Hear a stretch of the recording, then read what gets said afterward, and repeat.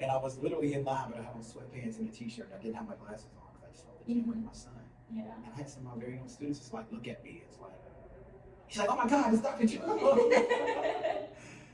So. Even in whiplash. Yeah, you're right. We have an out of life. We have an out of professor experience. It's kind of, it's always funny to see. So Yeah. I enjoy the in class and then the out of class.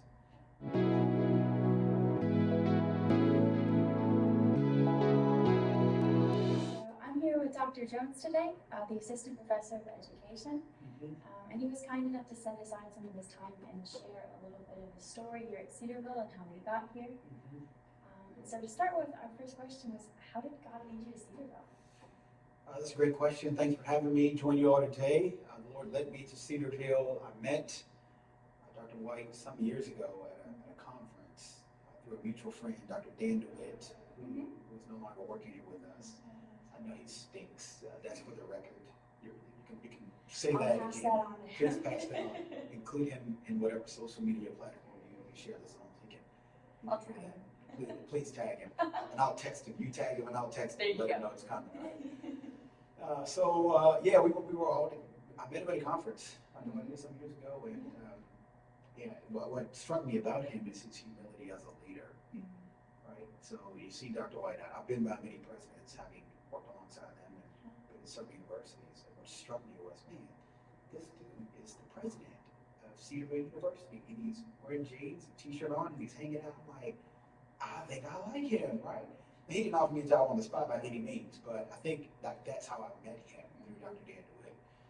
Not long after that, I think I came here, I think it may have been fall of like 2018, 2017, 2018, I don't know, getting old and forgetting dates. And I did a lecture like engaging Christians in the public square. If you don't know this, I was a public school teacher for years and just trying to figure out how public school, that's part of what I do now as a dean, right? Train students for Christian schools and public schools and international schools. And part of my responsibility is like, how do I train students to be salt and light in public spaces where, and maybe you can't explicitly say the name of Jesus Christ, and you can't explicitly like open up to the book of John and say, let's read that. So how do we exalt Christ in public schools? And so Dr. Dan DeWitt and I, we worked together. He hired me when I worked for him at Southern Seminary, and then he left Southern Seminary to come here. He has a habit of leaving places where I am. I need to. He said, "Am I going to follow him?" No, I'm not following Dan DeWitt. Oh God, cut that. No, I'm just kidding.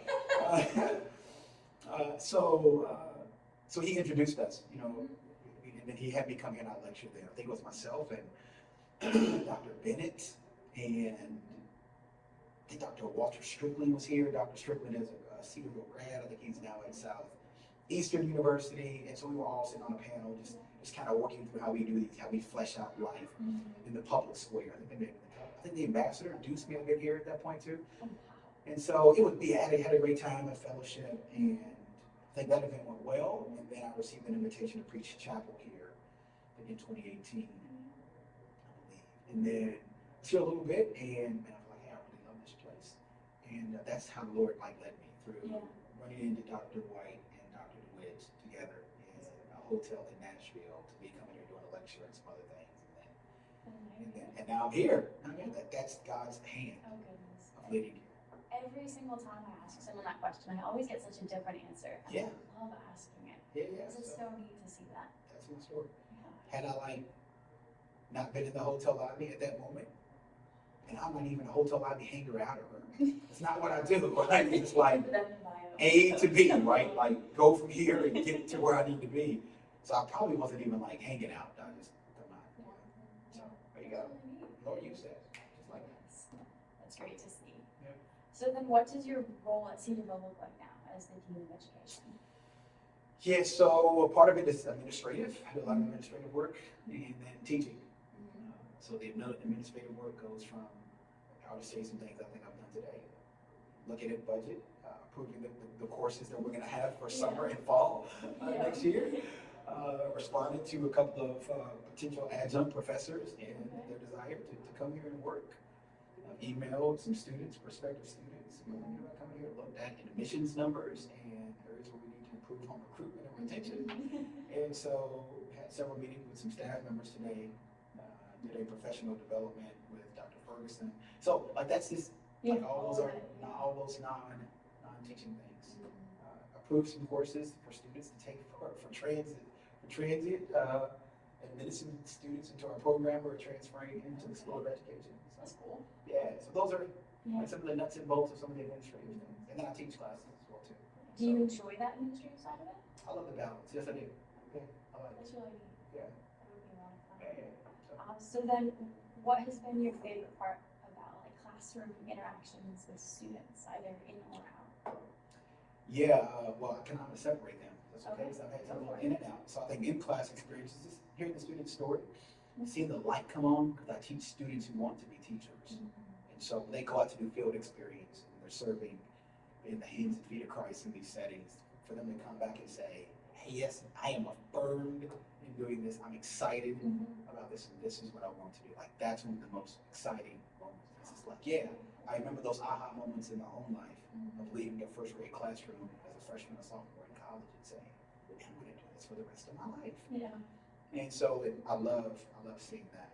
I love the inquisitiveness of our students and the wisdom that they also really bring. I love hearing from them, their own experiences, hear how God is working in their life. Those are some of the in-class things. Out of class things, I love track and field events, watching our students run and compete. And I like, we have a volleyball game, we have a soccer game tonight, a women's soccer team tonight. So I enjoy watching our athletes perform. That's really cool. I bet they appreciate And it. dominate. Yeah, I'm excited. Dominate. You got that right. So you see we have several of our teachers who who play softball and soccer in I particular. didn't know that some of our professors were involved in those ones. Yeah, we go. We hang out with you. We just don't have on suits and stuff. Listen, I was in the cafeteria yesterday and having dinner with Alpha Chi. So I was the advisor for Alpha Chi. Okay. And so that's another way I enjoy students. And I was literally in line, but I had on sweatpants and a t-shirt. I didn't have my glasses on because I just left the gym with my son. Yeah. And I had some of my very own students just like look at me. It's like, he's like, oh my God, it's Dr. Joe. So. Even in whiplash. Yeah, you're right. We have an out of life. We have an out of professor experience. It's always funny to see. So Yeah. I enjoy the in class and then the out of class events and activities. And I found that that's really encouraging for students to see It's also. not a distraction at all. No. It's my sister's mom. She approved. Did you approve Yes, me doing it? she did. How old is your sister? She's actually here at Cedarville. She's a special education and elementary What's your education. sister? Emily Ferran, she's a freshman. Okay. So she'll be in some of your classes. She's very excited. I know. Yeah. She only has a couple of education classes right now. Okay. She's very excited. I look forward to seeing her next semester. Yeah. No, she's loving the classes so far. But anyways, that's her I'll mom. have to send her a picture. Yeah, I'll send her the video. Please do. Thank you so much for allowing me to be my guest. She told me she was so sad when she gave it to me because she was like, we came from Portugal and we got, and it got broken on the way, like right around. Right here. It's like, yeah. And she was like, it got chipped. And I go, she was like, I know the name is Chip. No pun intended. No pun intended. Right? So, But anyways, okay. what have you found to be the most challenging aspect of being a professor then? I know there's several bright spots. Yeah, so I think most challenging probably seasons like the global pandemic has been the most challenging. It's just like things have changed. We do interaction with students and schools have been not so open over the last few years. Things have changed now. That's been difficult. I think it's also can be difficult when a student is underperforming and they want to teach, they desire to, but all signs point to maybe the Lord's not calling you to this. So those conversations are often difficult. Like, hey, I think maybe the Lord's calling you to engineering or nursing or something like that. You've got to figure out your giftedness in the way. So those are tough because they're life decisions for students. Money's involved because of extra classes or not extra classes. And then trying to guide through. I don't know what the Lord's will is for their life, right? And so it's difficult to say, what do you think? And I'm like, well, you're not having fun doing these things, and then you don't feel this is a calling, but I don't know where you go. So thank God for career services and all they do to help navigate our students. They do so much. They do.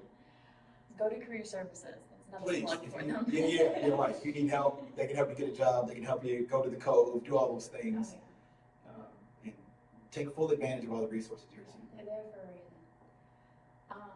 If there was one thing that you would like students to take away from your courses, what would it be? love Jesus. That's a good one. Right, if you love him, if you love him well, if you love Jesus well, and you do the things that he says, then it makes loving people easier, it makes walking in humility easier, it makes serving easier. When I was doing for my life, I am getting up and I'm going to do this for Jesus. That's what I need them to remember. They're going to forget so many other things. They're going to forget federal laws related to, disability services, and they may forget like page 17 of our textbook. They may forget, a nuance of a lesson plan that we require them to teach. But those things are all good things. But no, remember Jesus. I'm guessing that was a big shift coming from like public school and learning how to show Jesus in situations where you weren't able to, and then coming to a Christian university. Yeah. Was that encouraging for you? Did you? Well, I just talked about Jesus when I was there too. That's fair. I guess that's what we're doing. I mean, no. So it was encouraging to. I think the encouraging part is not necessarily the way that I engage with other students, faculty, staff, parents. Yeah. The encouraging part is now I get to train Christians to go. So I didn't belittle the way I talked about Jesus in faculty and staff meetings. I didn't belittle or not talk about Christ as I interacted with students and parents. My life is not theirs. My life belongs to Christ. It's hidden in him, and I believe that. That's a plug for Heartside. We can always sponsor that. But the difference is now, instead of sitting at a public institution and training what could be an agnostic person or a Muslim or any variation of the way people think about religion and Jesus, I now get to train hundreds of Christian teachers to go ye therefore and to make disciples. A lot of the content is the same. A lot of the textbooks are the same. Yeah, that's true. But the heart behind why we do is not the same. That's what I'm excited to do. That is really neat.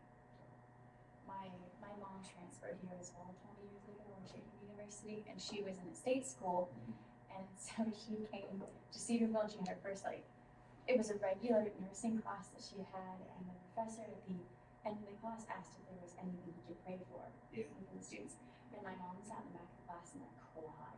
Yeah. And afterwards the professor called her out, and she was like, are you okay? She was like, I just never had a professor ask that before. Right, yeah. And going to a public school and a state university, and so I think that highlights one of the special differences that Cedarville has. Christian university, we have the ability to do that. You're fine.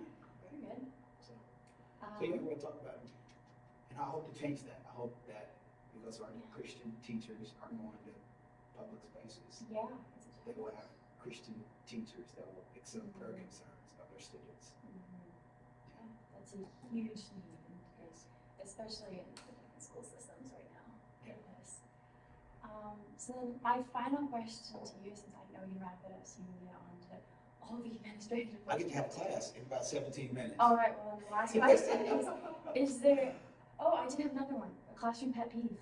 Okay. I don't have one, but I have a couple of colleagues who have classroom pet peeves. Dr. Mark Owens, if you ever take his class, do not say Revelations, right? Don't say it. Don't, it's Revelation, right? And so if you want to get kicked, if you want to get kicked out of his class, or if you just want to play a joke on him, just go in and just say, turn to the book of Revelations. I'm going to get in trouble for that. That's okay. Just have him call me. We'll work it out. All right. Well, then the last question was, is there any way that we as students can support and encourage you as we move into the final season and just in general, since we're here as a team? Yeah, here's, not just me, because I want to speak on behalf of all I think they would allow me to do this, all my faculty, peers, and colleagues. The way y'all can serve for us is to study hard, do your homework, do the things that are required of you, and pray the Lord will keep you through the end of this season. So that's what we want you all. I say that jokingly, but I mean that seriously. We want you all to do well. So y'all help us by getting the homework done. And by praying for us, really. We need that. Faculty, we need them. They work hard, teaching overloads. It's also family lives at home, coaching soccer and chess clubs and stuff after school. And so keep us lifted in prayer. Thank you so much for your time. Hey, thank you. Thank you so much.